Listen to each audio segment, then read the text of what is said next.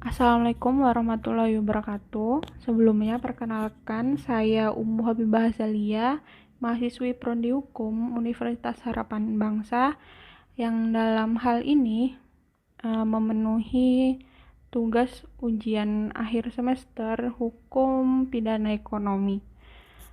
Mohon maaf sebelumnya karena saya tidak bisa menampilkan on-cam pada video karena kendala teknis dan waktu yang tidak panjang. Kita mulai saja. Saya akan menjelaskan tentang hukum pidana ekonomi. Konten yang saya bawa kali ini ada 3, yaitu yang pertama, tindak pidana ekonomi dalam undang-undang darurat. Yang kedua, perkembangan hukum pidana ekonomi. Yang ketiga, analisis kasus tindak pidana ekonomi, terlebih terkhususkan pada tindak pidana pencucian uang. Kita lanjut pada slide yang pertama, yaitu Undang-Undang Darurat Nomor 7 Tahun 1955 tidak memberikan atau merumuskan dalam bentuk definisi mengenai hukum pidana ekonomi. Namun, melalui ketentuan pasal 1 Undang-Undang Darurat, pada intinya yang disebut tindak pidana ekonomi ialah pelanggaran sesuatu ketentuan dalam atau berdasarkan pasal 1 sub 1E, pasal 1 sub 2E, dan pasal 1 sub 3E. Jadi, setiap terjadi pelanggaran terhadap ketentuan pasal 1 Undang-Undang Darurat adalah tindak pidana ekonomi. Hukum pidana ekonomi diatur dalam Undang-Undang Darurat tentang pengusutan, penuntutan, dan peradilan tindak pidana ekonomi. Menurut Andi Hamzah, kekhususan hukum pidana ekonomi yang dimaksud adalah yaitu peraturan hukum pidana ekonomi bersifat elastis, mudah berubah-ubah, perluasan subjek hukum pidana atau pemindahan badan hukum yang tadinya subjek hukum hanya perorangan atau person, sekarang ada badan hukum. Kemudian peradilan in absentia. Peradilan in absentia berlaku terhadap orang yang sudah meninggal dunia dan terhadap orang yang tidak dikenal. Lalu percobaan dan pembantuan melakukan pada delik ekonomi.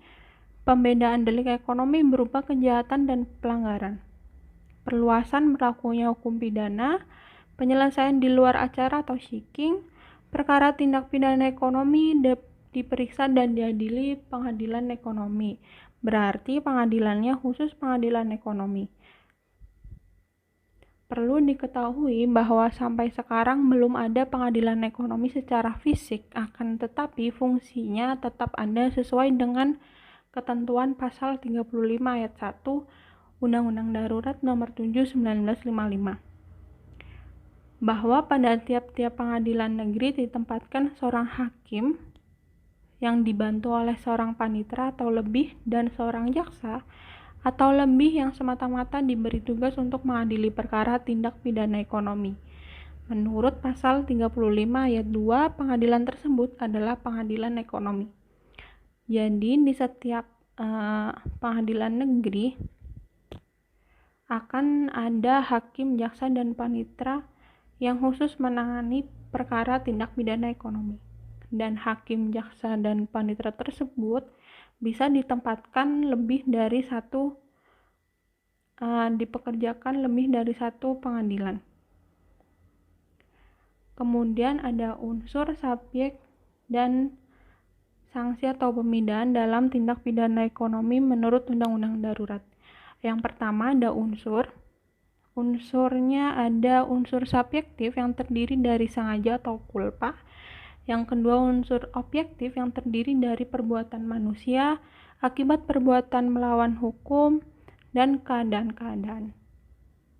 Berdasarkan unsur subjektif, tindak pidana ekonomi dibedakan menjadi 2, yaitu jika dilakukan dengan sengaja, maka tindak pidana ekonomi tersebut dinyatakan sebagai kejahatan. Jika dilakukan dengan tidak sengaja, maka tindak pidana ekonomi tersebut termasuk pelanggaran. Kemudian subjek hukum pidana ekonomi ada 2, yaitu orang atau manusia, person, berdasarkan pasal 3 Undang-Undang Nomor 7 Tahun 1955. Yang kedua ada badan hukum atau legal person. berdasarkan pasal 15 ayat 1.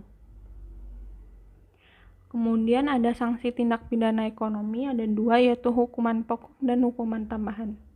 Hukuman pokok sama dengan hukuman pokok yang disebut dalam KUHP pasal 10.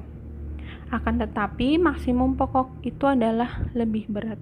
Bunyi hukuman pokok ini terdapat dalam pasal 6 Undang-Undang Nomor 7 1955. Hukuman pokok ini terus mengalami perubahan sesuai dengan perkembangan zaman.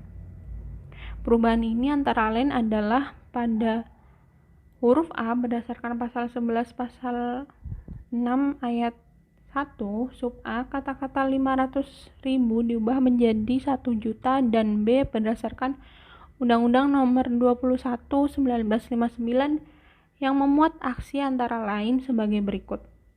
Denda 30 kali atau 30 juta jika menimbulkan kekacauan ekonomi dalam masyarakat, sanksi hukuman mati atau 20 tahun penjara.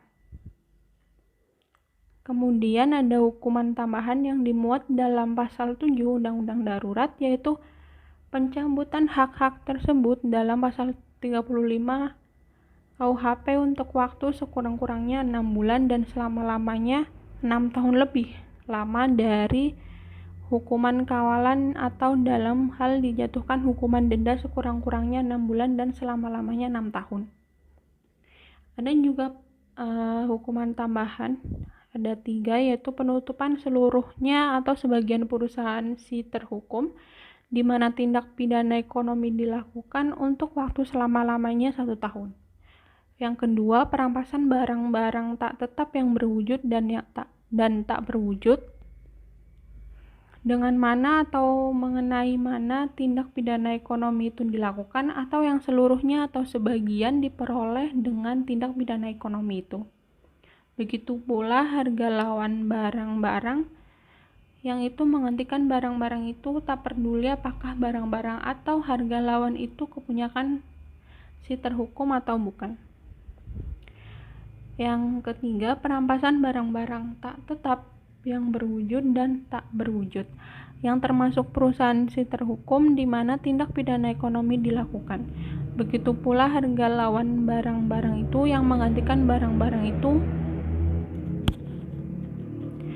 Yang terakhir adalah pencabutan seluruh atau sebagian hak-hak tertentu atau penghapusan seluruh atau sebagian keuntungan tertentu yang telah atau dapat diberikan kepada si terhukum oleh pemerintah berhubung dengan perusahaannya untuk waktu selama-lamanya 2 tahun. Baik, kita lanjut ke slide yang kelima, yaitu tentang teori pemidanaan. Teori pemidanaan yang ada di slide ada 6, yaitu yang pertama konsep asas kesalahan, konsep strict liability, konsep vicarious liability, konsep kesalahan atau error, konsep rechterlich pardon, ada Erfurtshaftung. Yang saya bahas kali ini ada 2 karena yang sering dipakai dalam konsep hukum pidana ekonomi. Yang pertama yaitu ada konsep strict liability. Konsep strict liability atau tanggung jawab mutlak ini berbeda dengan sistem tanggung jawab pidana umum yang mengharuskan adanya kesengajaan atau kealpaan. Dalam sistem tanggung jawab pidana mutlak hanya dibutuhkan pengetahuan dan perbuatan dari terdakwa. Artinya, dalam melakukan perbuatan tersebut, apabila si terdakwa mengetahui atau menyadari tentang potensi kerugian baik pihak lain, maka keadaan ini cukup untuk menuntut pertanggungjawaban pidana. Jadi, tidak diperlukan adanya unsur sengaja atau alpa dari terdakwa, namun semata-mata perbuatan yang telah mengakibatkan pencemaran. Konsep strict liability pertama kali diintrodusir dalam hukum Indonesia antara lain melalui Undang-Undang Nomor 23 Tahun 1997 tentang pengelolaan lingkungan hidup, yang selanjutnya diubah dengan Undang-Undang Nomor 32 Tahun 2009 tentang perlindungan dan pengelolaan lingkungan hidup atau UPLH. Dalam pasal 88 UPLH disebutkan secara tegas mengenai konsep strict liability, yaitu berbunyi setiap orang yang tindakannya, usahanya, dan atau kegiatannya menggunakan B3 atau bahan berbahaya dan beracun, menghasilkan dan atau mengelola limbah B3 dan atau yang menimbulkan ancaman serius terhadap lingkungan hidup bertanggung jawab mutlak atas kerugian yang terjadi tanpa perlu pembuktian unsur kesalahan. Penjelasan pasal ini menjelaskan apa yang dimaksud dengan bertanggung jawab mutlak atau strict liability, yaitu berarti unsur kesalahan tidak perlu dibuktikan oleh pihak penggugat sebagai dasar pembayaran ganti rugi. Ketentuan dalam pasal ini dijelaskan merupakan lex specialis dalam gugatan tentang perbuatan melanggar hukum pada umumnya sebagaimana diatur dalam pasal 1365 Kitab Undang-Undang Hukum Perdata. Kemudian yang kedua ada konsep vicarious liability, yaitu regulasi vicarious liability dalam konsep KUHP merupakan pengecualian dari asas tiada pidana tanpa kesalahan, sekaligus merupakan wujud dari ide keseimbangan sekaligus pelengkap atau komplement dari asas Genstraf Sonderschuld.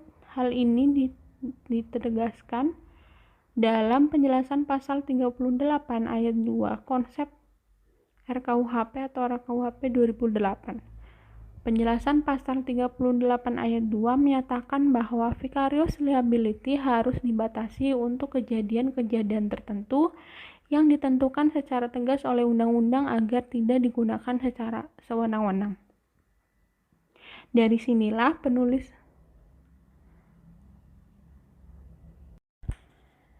Kemudian di slide ke-6 kita berbicara mengenai perkembangan hukum pidana ekonomi. Secara umum, tindak pidana ekonomi telah diatur dalam Undang-Undang Darurat Nomor 7 Tahun 1945. Maaf, 55 maksud saya. Namun, undang-undang tersebut juga memberikan kesempatan kepada generasi selanjutnya untuk menjabarkan norma dan pengertian perekonomian negara yang berkaitan dengan perekonomian secara umum, serta bersifat merugikan negara. Dan setelahnya, maka lahirlah aturan-aturan yang berkaitan dengan perekonomian negara seperti Undang-Undang Nomor 3 Tahun 1971 yang telah diganti menjadi Undang-Undang Nomor 20 Tahun 2001 tentang pemberantasan tindak pidana korupsi, ada Undang-Undang Nomor 10 Tahun 1998 tentang perbankan, Undang-Undang Nomor 5 Tahun 1999 tentang larangan praktek monopoli dan persaingan tidak sehat, Undang-Undang Nomor 15 Tahun 2002 yang telah diubah dengan Undang-Undang Nomor 25 Tahun 2003 tentang tindak pidana pencucian uang. Ada juga Undang-Undang Hak Kekayaan Intelektual, Undang-Undang Nomor 19 Tahun 2002 tentang hak cipta. Maka dapat kita simpulkan bahwa Undang-Undang Darurat ini masih memberikan generasi selanjutnya itu space yang cukup besar, karena semakin berkembangnya zaman, semakin pesat juga perkembangan tindak pidana ekonomi seperti kasus Doni Salmanan, Indah Krens, dan lain-lain.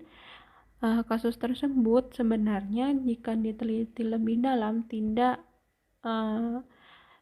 merugikan negara, namun kepentingan orang banyak dipertaruhkan dalam kasus tersebut. Maka menjadi pertanyaan pula, apakah kasus-kasus penipuan yang bersangkutan dengan ekonomi tersebut bisa dikategorikan dalam tindak pidana ekonomi.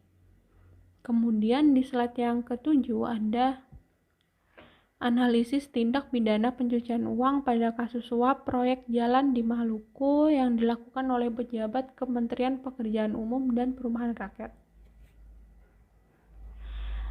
Saya persingkat menjadi fakta hukum saja yang saya tampilkan, yaitu Komisi Pemberantasan Korupsi KPK menetapkan Kepala Balai Pelaksana Jalan Nasional atau BPJN Maluku dan Maluku Utara, Amran H. Mustari, sebagai tersangka. Amran diduga terlibat dalam kasus dugaan suap anggota DPR terkait proyek pembangunan jalan di Maluku dan Maluku Utara. di bawah Kementerian Pekerjaan Umum dan Perumahan Rakyat. Amran diduga telah menerima uang lebih dari 15 miliar dari para pengusaha melalui Direktur Utama PT Windu Tunggal Utama Abdul Khair. Setelah membaca kasus posisi pada jurnal, pembahasan yang saya dapat adalah tindak pidana pencucian uang atau money laundry sebagai suatu kejahatan mempunyai ciri khas, yaitu bahwa kejahatan ini bukan merupakan kejahatan tunggal tetapi kejahatan ganda.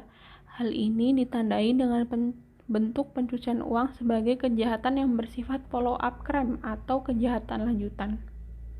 Sedangkan kejahatan utamanya atau kejahatan asalnya disebut sebagai predicate offense atau core crime, atau ada negara yang merumuskannya sebagai unlawful activity, yaitu kejahatan asal yang menghasilkan uang yang kemudian dilakukan proses pencucian. Sifat kriminalitas money laundering adalah berkaitan dengan latar belakang perolehan sejumlah uang yang sifatnya gelap, haram atau kotor. Lalu sejumlah uang kotor ini kemudian dikelola dengan aktivitas-aktivitas tertentu seperti dengan membentuk usaha, mentransfer atau mengkonversikannya ke bank yang atau penyedia jasa keuangan lainnya yang non-perbankan, seperti perusahaan asuransi, sebagai langkah untuk menghilangkan latar belakang dari dana ilegal tersebut. Dalam kasus proyek pembangunan jalan di Maluku yang merupakan program aspirasi anggota Komisi 5 DPR RI, setidak-tidaknya ada 3 pejabat Kementerian Pekerjaan Umum dan Perumahan Rakyat yang dapat diidentifikasi terjerat tindak pidana pencucian uang.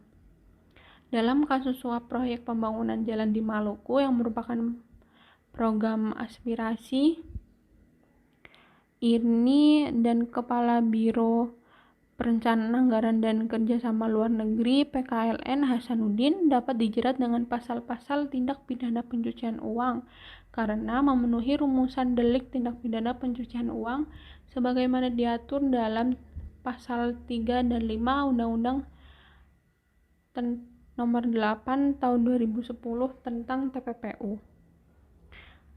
Mengapa kasus ini termasuk dalam kasus tindak pidana money laundering? Karena memang kasus suap ini dilakukan oleh beberapa pejabat dan itu sudah memenuhi unsur atau syarat terjadinya tindak pidana money laundering.